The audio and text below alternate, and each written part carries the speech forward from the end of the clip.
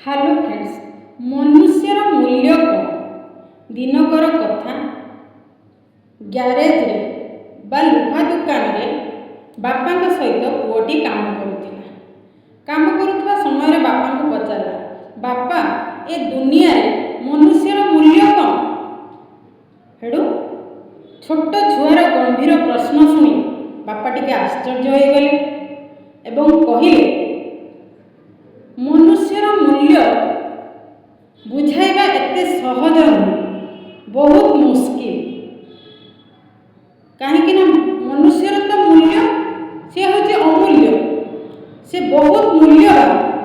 हेटू छुआटी पुणी प्रश्न पचार, बापा सब मनुष्य कौन मूल्यवान, सबू कौन महत्वपूर्ण। तो बापा कहले हाँ।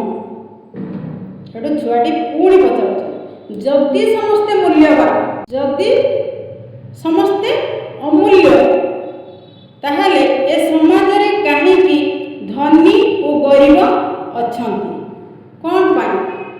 आउ काहाकू बेसी इज्जत दिया जाउछि तो काहाकू कम इज्जत दिया जाउछि कौन पाई। बापा सब पुणी स्थिर हो गले, टिके शांत होइकी ताकू कहले ग्यारेज रे जो लुहा रड खंडे अच्छी सेटा मो पाखक आण। सेठू पुओटी गला लुहा रडटी आण। बापा सब पचारे यही लुहा रड दाम केते हेबो। सेठू से कहला प्राय 400 टंका हेबो। सेठू बापा कहले ठीक अछि, जदि मु एई लुहा रड खंड खंड करी किछि कंटा बनेइबी ताले ताहार मूल्य केते हेबो। सेठू टिके चिंता कले, चिंता करी कहला बापा टिके अधिक महंगा है, प्राय 1000 पाखापाखि। बापा सब कहले से ही लुहारे जदि मु घंटार किछि बहुत सारा स्प्रिंग बनेइबी तारे ताहार मूल्य केते हेबो। हेटू कहला पूरा उत्साहित हो गला। उत्साहित होइकी बाबा बहुत महंगा है, बहुत मूल्य है।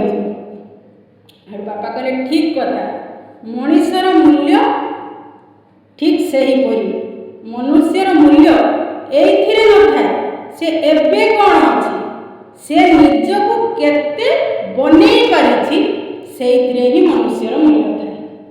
छुआटी बापा कथा बुझी पारिला, खुशी हो गला। बंधु माने आपण मानकु ए कथाटी केमिति लागिला कि मो ठीक कहली कि